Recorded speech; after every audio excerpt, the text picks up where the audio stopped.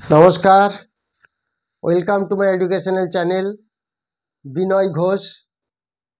आज के आमी जे भिडियोटी निये आलोचना करब आपनादेर साथे सेटा एकटा ओभारअल भिडियो। आमरा 2023 कि देखलाम एबं आगामी 2024 कि देखब सेई निये आजके आमादेर भिडियो। तो देखुन 2023 आमरा जे जायगागुली पेरिये एलाम सेगुलिते देखुन आदानी ग्रुपेर एक बड़ो स्कैमेर रिपोर्ट दिएछिल हिडेनबार्ग। सेगुली धीरे धीरे आदानी ग्रुप क्लिन चिट पेल, सेबी थेके क्लिन चिट पेल एबं सुप्रीम कोर्ट थेकेও मोटामुटी भावे अनेकटाई क्लिन चिट पेये गेछे। से आदानी ग्रुपेर स्टकगुली धीरे धीरे बेश अनेकटा भालो जायगाय एसेछे।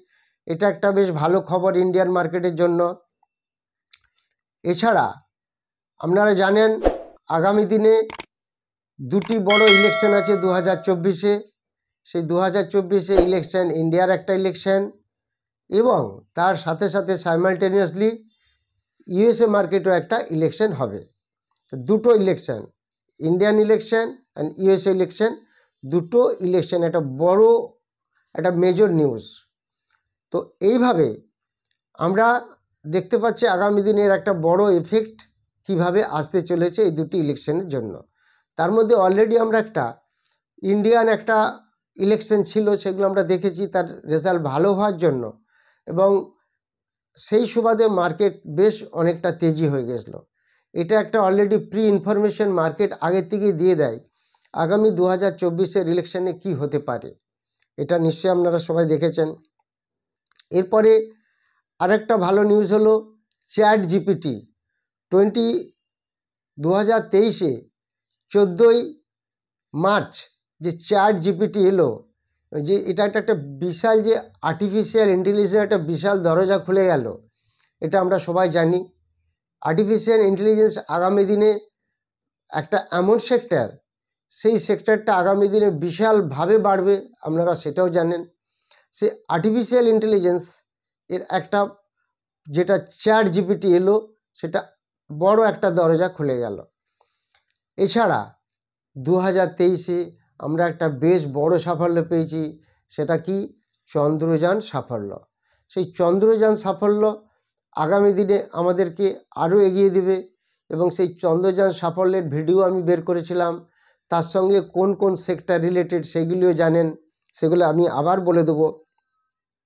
এরপরে আরেকটা ভালো খবর, দেখুন এই 2023-এ প্রায় 60-70টা আইপিও এসেছে। এই 60-70টা আইপিও খুব একটা ছোটোখাটো ব্যাপার নয়। একটা দেশের জন্য মানে ইকোনমিক্সের জন্য এটা একটা বিশাল একটা বড় ব্যাপার। এবং সেই আইপিওগুলো কি সুন্দরভাবে লিস্টেড হয়েছে। 80 to 90% স্টক সব পজিটিভে লিস্টেড হয়েছে। আর টাটা মোটরসের আন্ডারে যে টাটা টেকনোলজি, সেই টাটা টেকনোলজির আইপিও 500 থেকে সেটা প্রায় 2.5 টাইমস উপরে 1200-1300 টাকায় লিস্টিং হয়েছিল, আপনারা দেখেছেন। এটা একটা বেশ মস্ত বড় খবর। এই 2004 সালের পর কোনো টাটা গ্রুপের আইপিও আসেনি। সেই আইপিও আমরা দেখলাম কিভাবে বাউন্স করেছে, কিভাবে একটা বিশাল র্যাপিড প্রোগ্রেস হয়েছে, বিশাল একটা সাকসেস। তারপর দেখলাম আইআরইডিএ ইরিডা, যেটা একটা পিএসইউ সেক্টর, সেটাও কিভাবে সাকসেস করলো এবং লিস্টিং হওয়ার কিছুদিনের পরেই সেই স্টকটা দেখুন 50 থেকে 100-120-র উপরে চলে গেল। তো এই যে সাফল্যগুলি, এগুলি আমাদের কাছে একটা বেশ আগামী দিনের একটা ভালো একটা দিক, এগুলো আমরা বুঝতে পারছি। আর আমাদেরকে নজরে রাখতে হবে কোন কোন সেক্টরগুলি ভালো বাড়তে পারে, সেই সেক্টরগুলির উপর আমাদেরকে নজর দিতে হবে। আপনারা নিশ্চয়ই জানেন, যারা স্টক মার্কেটের সঙ্গে ডাইরেক্টলি রিলেটেড, আমি এর আগে অনেকগুলি ভিডিও দিয়েছি। যেমন ধরুন ডিফেন্স সেক্টর। এবার ডিফেন্স সেক্টরের মধ্যে কোন কোন স্টক আছে আপনারা জানেন, সেগুলি আমি আগেও আলোচনা করেছি, ভিডিওগুলি দেখে নেবেন বা পরবর্তীকালে আরও ভিডিও রাখবো, নিয়ে আসবো। ডিফেন্স সেক্টর একটা ভালো জায়গায় আগামী দিনে দাঁড়াবে। এছাড়া এরোস্পেস একটা বেশ ভালো সেক্টর, এই সেক্টরটিও দুর্দান্ত পারফর্ম করবে আগামী দিনে। আর ইথানল, এই যে ইথানল নিয়ে একটা বিশাল, এই ইথানল যে ইন্ডাস্ট্রির সঙ্গে রিলেটেড, সেই স্টকগুলিকেও আপনাদের দেখতে হবে।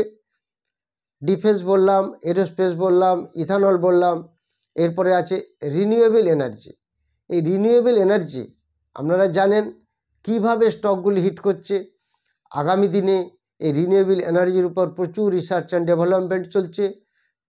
তার সঙ্গে সঙ্গে দেখুন electric vehicle, Tata Motors electric ভেহিকেলে অনেক এগিয়ে আছে। সেই ইলেকট্রিক ভেহিকেল এবং এই রিনিউয়েবল এনার্জি, যেখানে রিনিউয়েবল এনার্জির মধ্যে হাইড্রো পাওয়ার প্রজেক্ট আছে, তারপরে আপনার যত ধরনের গ্রিন এনার্জি প্রডিউস হচ্ছে যেখানে কোনো পলিউশন আসবে না, সবই আমরা বলছি সেগুলি রিনিউয়েবল এনার্জি এবং গ্রিন এনার্জি। তো আলটিমেটলি এগুলি আমাদেরকে, এই সেক্টরগুলিকে আমাদেরকে ভালো করে ফলো করতে হবে। আরেকটি সেক্টর কিন্তু রয়ে গেল, সেই সেক্টরটির নাম হচ্ছে ড্রোন সেক্টর। সেই ড্রোন সেক্টর র্যাপিডলি প্রোগ্রেস করছে, কেন ড্রোনের আপনারা জানেন কিভাবে ড্রোনের সার্ভিস বেড়ে গেছে প্রত্যেকটি জায়গায়। ড্রোন দিয়ে আমরা বিশাল কিছু আগামী দিনে করতে চলেছি, যেখানে মানুষ পৌঁছাতে পারে না সেখানে ড্রোন পৌঁছে যাচ্ছে, এবং ড্রোন 40-50 কিলো অবধি ওয়েট নিয়ে যাচ্ছে। ড্রোন স্টকের উপরেও আমি অনেক ভিডিও দেখে দিয়েছি, সেই ভিডিওগুলি আপনারা দেখে নেবেন, এবং আগামী দিনে আরও ভিডিও নিয়ে আসবো।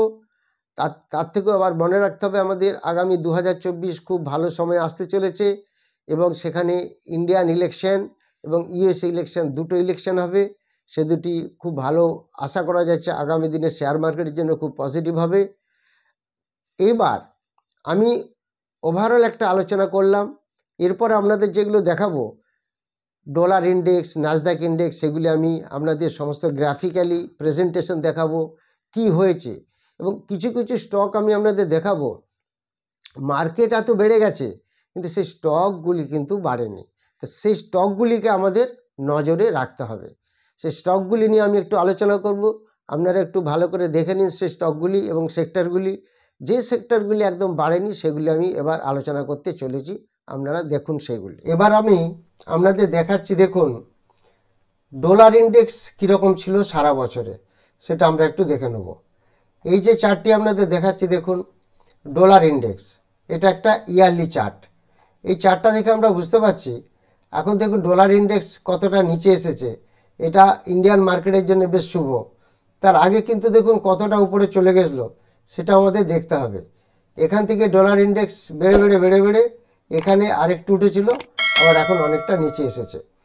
তো এই ডলার ইন্ডেক্স, এর থেকে কি বোঝা যাচ্ছে, ডলার ইন্ডেক্সটা একটু পড়ছে। আর আমেরিকাতে একটা রিসেশন অলরেডি এখনও চলছে, সেটা আপনারা জানেন। সেই রিসেশনের সুবাদে ডলার ইন্ডেক্স একটু নিচের দিকে আছে, এটা দেখেই বুঝতে পারছেন। যেখানে এখানে ছিল 106, এটা হচ্ছে অক্টোবরের 23 তারিখ, আর এখন চলছে সেখানে 101।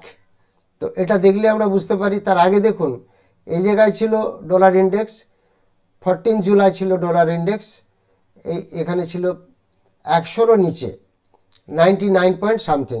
সেখান থেকে উঠে এখানে হাই গেছিলো ডলার ইন্ডেক্স, দেখুন 106-এর উপরে।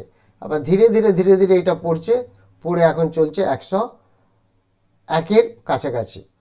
তো ডলার ইন্ডেক্স একটু উইক আছে, এবং যেহেতু রিসেশনের একটা প্রবলেম এখনও এক্সিস্ট করে আছে আমেরিকাতে, সেই জন্য ডলার ইন্ডেক্স একটু কমে আছে। এরপর যদি আমরা দেখি আরেকটি চার্ট, যদি আমরা দেখি ডাউ জোন্স, ডাউ জোন্সও দেখুন, এটা আমেরিকান ডাউ জোন্স, আপনারা নিশ্চয়ই জানেন। এই ডাউ জোন্স মার্কেট হচ্ছে নাসডাক এবং ডাউ জোন্স আমেরিকার হচ্ছে বিখ্যাত মার্কেট। এই ডাউ জোন্সও যদি দেখি আমরা, এটা আমরা যেটা দেখছি এটা ডেলি চার্টে দেখছি। এখানে দেখুন এই জায়গায় ডাউ জোন্স ছিল 31,945, এটা হচ্ছে মার্চ মাস 2023। তার থেকে এখানে উঠে এলো 13ই এপ্রিল, আমরা দেখতে পাচ্ছি এটা বেড়ে গেল 33,600, 34,000-এ চলে গেছিলো। এবার এখান থেকে একটু পড়লো, পড়ে আবার এখানে উপরে উঠলো, এখানে 34,000 ক্রস করলো, 34,200 থেকে 500-এর মধ্যে রান করেছে এই জায়গা। আবার একটু সামান্য নিচে এসে আবার এখানে বাড়লো, আবার নিচে এলো, আবার বাড়লো, নিচে এলো, বাড়লো, এখানটায় প্রচুর নিচে চলে এলো, এখানে 32,500 কাছাকাছি এসে গেল। তারপরে এখন দেখুন এটা কত চলছে, 37,500 এরকম জায়গায় চলছে Dow Jones industrial average index. এরপরে যদি দেখি আমরা ন্যাসড্যাক কম্পোজাইট ইন্ডেক্স, এই যে ন্যাসড্যাক কম্পোজাইট ইন্ডেক্স জানেন আমাদের যত আইটি শেয়ার এখানে সমস্ত লিস্টেড আছে। ন্যাসড্যাক বাড়া মানে আমাদের আইটি শেয়ারও বাড়বে। তো আলটিমেটলি এই ন্যাসড্যাক এখানে কোথায় ছিল দেখুন, এটা হচ্ছে ডিসেম্বর 2022-এ ছিল ন্যাসড্যাক, যেখানে আপনার 10,300 কাছাকাছি, সেখানে এখানে চলে এলো। ফেব্রুয়ারি 2023-এ 12,000 চলে এলো, আবার একটু পড়লো 11,240, এখান থেকে আবার উঠতে উঠতে উঠতে এখানে নিয়ে এসে 14,347, আবার একটু পড়লো ন্যাসড্যাক কম্পোজাইট ইন্ডেক্স, এই বাড়ছে পড়ছে, এইভাবে বাড়তে বাড়তে এখন কোথায় চলছে দেখুন 15,000 উপরে চলে গেছে এই ন্যাসড্যাক। তো সেই তুলনায় কিন্তু আমাদের আইটি ইন্ডাস্ট্রি এখনও অত বাড়তে পারেনি। আমি আসছি সেগুলি কোন কোন সেক্টর সব থেকে বেশি বেড়েছে এবং কোন কোন সেক্টর এখনও বাড়তে পারেনি, এবং সেই সেক্টরের মধ্যে কোন স্টক বেশি বাড়তে পারেনি সেগুলো কিন্তু আমরা আজকে একটু নজর করব। তাহলে সেই স্টকগুলির দিকে আমরা যদি একটু খেয়াল রাখি, আগামী দিনে সেই স্টকগুলি একটা ভালো জায়গায় পৌঁছাতে পারে।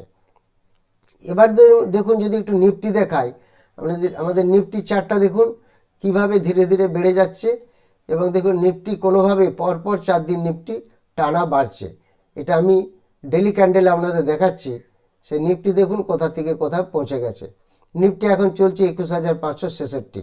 এবার ব্যাঙ্ক নিফটিটা যদি আমরা দেখে নিই, ব্যাঙ্ক নিফটিও দেখুন আস্তে আস্তে ঠিক নিফটির মতো একই সুরে একইভাবে ব্যাঙ্ক নিফটিও কিন্তু বাড়ছে, কিন্তু উল্লেখযোগ্যভাবে ব্যাঙ্ক নিফটি অত বাড়েনি, সেটা আমি আরও ডিটেলস আপনাদের দেখাবো সেক্টর ওয়াইজ দেখলে। এবার যদি আমরা দেখি কোন সেক্টর খুব বাড়লো এবং কোন সেক্টর সেভাবে বাড়তে পারেনি, সেটা আমরা একটু দেখে নেব। এই দেখুন নিফটি রিয়েলিটি সব থেকে বেশি বেড়েছে এক বছরের মধ্যে, আমি এটা দেখাচ্ছি। 81% বেড়েছে নিফটি রিয়েলিটি। সেখানে দেখুন পিএসি 80%-এর মতো বেড়েছে, সিপিএসি 74%-এর মতো বেড়েছে, নিফটি স্মল ক্যাপ 62% মতো বেড়েছে, নিফটি মিড ক্যাপ 49.61%-এর মতো বেড়েছে, নিফটি অটো দেখুন 44% বেড়েছে, নিফটি ডিজিটাল 38% বেড়েছে, ইনফ্রাস্ট্রাকচার 37%, পিএসইউ ব্যাংক 34%, এরপরে নিফটি ফার্মা 30%। এইভাবে দেখুন সিরিয়াল ওয়েতে এখানে দেখানো আছে হেলথ 30%, এনার্জি 30%, এফএমসিজি 24%, এইভাবে পরপর সেক্টরগুলি দেখানো আছে। তাহলে এইগুলি যদি আমরা কন্টিনিউ দেখি, আমরা এখানে দেখতে পাচ্ছি নিফটি সার্ভিস সেক্টর সব থেকে কম বেড়েছে, মাত্র 11% সারা বছরে। আবার ব্যাঙ্ক নিফটি 12%-এর মতো বেড়েছে, নিফটি ফিন্যান্স 12%-এর মতো বেড়েছে, আর অয়েল অ্যান্ড গ্যাস 14% বেড়েছে। এই যে সেক্টরগুলি দেখুন, যেখানে রিয়েলিটি দেখতে পাচ্ছি 81%, পিএসসি 80%, স্মল ক্যাপ 62%, এই যে সেক্টরগুলি বেড়েছে, সেখানে দেখুন নিফটি সার্ভিস সেক্টর মাত্র 11% বেড়েছে। তো আমরা যদি এই নিফটি যে সার্ভিস সেক্টর 11% বেড়েছে, এর মধ্যে এবার আমরা যদি এই নিফটি সার্ভিস সেক্টরে কোন কোন স্টকগুলি পড়ে, তারা কতটা বাড়লো সেটা যদি আমরা দেখি, তাহলে একটু আমরা দেখতে পাবো। দেখুন নিফটি সার্ভিস সেক্টরে এখানে যদি দেখি আমরা এনটিপিসি 85% বেড়েছে, গেল 61%, পিএসইউ সেক্টরগুলি প্রচুর বেড়েছে। এবার কে কে বাড়লো না, আমরা পেছন দিকে চলে আসি। এবার দেখুন এভিনিউ সুপারমার্টস বাড়লোই না, মাত্র সারা বছরে 25 পয়সা বাড়া অ্যাভারেজ, তার মানে বেড়েছে কমেছে বেড়েছে কমেছে এইভাবে চলেছে। 0% শো করছে সারা বছরে। আবার দেখুন ইনফোসিস মাত্র 3.8% বেড়েছে ইনফোসিস, সেটাও একদমই বাড়লো না। এইচডিএফসি ব্যাংক মাত্র 4% বেড়েছে। আমি একটা ভিডিও দিয়েছিলাম এইচডিএফসি ব্যাংক না ধরে উজ্জীবন মলস ফিন্যান্স ব্যাংক ধরুন, সেটা নিশ্চয়ই আপনারা দেখেছেন। তখন এইচডিএফসি ব্যাংক যা ছিল আর এখন উজ্জীবন মলস ব্যাংক যেখানে বলেছিলাম ডবল হয়ে গেছে, আর এইচডিএফসি ব্যাঙ্ক কিন্তু ওই 2% 3% বেড়েছে। তাহলে কোটাক মহিন্দ্রা ব্যাঙ্কও বাড়েনি হিসাব মতো।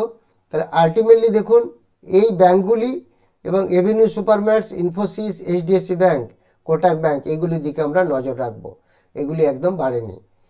এরপর এবার যদি দেখি নিফটি ব্যাঙ্ক সেক্টরের মধ্যে যেখানে পাঞ্জাব ন্যাশনাল ব্যাঙ্ক 69% বেড়েছে, আইডিএফসি ফার্স্ট ব্যাঙ্ক 60% বেড়েছে। তাহলে কোন কোন ব্যাঙ্ক বাড়লো না সেটার দিকে নজর যদি দিই, বন্ধন ব্যাঙ্ক মাত্র 2.5% বেড়েছে সারা বছরে। এইচডিএফসি ব্যাঙ্ক তো বললাম 4%, কোটাক মহিন্দ্রা 5%, স্টেট ব্যাঙ্ক 8%। তাহলে এইগুলির দিকে আমরা একটু নজর রাখবো। আচ্ছা, এবার আপনাদের আরেকটা আমি জিনিস বলে দিই যে আমার এখনও একটু ভিডিওটি বাকি আছে, আরেকটি সেক্টর দেখাবো। তার আগে যারা 28 জানুয়ারির ব্যাচে ক্লাস করতে চান অফলাইনে, তারা একটু যোগাযোগ করবেন, যেখানে আমি লাইভ মার্কেটে কিভাবে সুইং ট্রেড করব, কিভাবে অপশন ট্রেড করব, সেগুলি সমস্ত দেখায়। এবং আপনারা জানেন গতকাল যে ভিডিওটি দিয়েছি যে অপশন মার্কেট যেমন ডেঞ্জারাস তেমন আবার খুব ভালো যদি জানা থাকে। তা আমার সেই ফর্মুলাগুলো যদি কেউ শিখে নেন, আপনারা নিশ্চিন্তে নির্ভয়ে নিজেরা কাজ করতে পারবেন। 10টা কাজ করলে আপনাদের 8টাতে প্রফিট হবে, 2টোতে লস হবে। সেই জায়গাগুলি আমি শিখিয়ে দিই কীভাবে হয়। আর যারা অনলাইন ক্লাস করতে চান, সেটা 13 তারিখ একটা ব্যাচ শুরু হবে। 13 তারিখ শনিবার রাত্রি 8টা থেকে 10টা অবধি ক্লাসটি চলবে। এইবার আমি যে পরের সেক্টরটি আরেকটি সেক্টর বলবো, সেটা হচ্ছে নিফটি অয়েল অ্যান্ড গ্যাস। দেখুন নিফটি অয়েল অ্যান্ড গ্যাস বিশেষ কিন্তু সেক্টরটি বাড়তে পারেনি।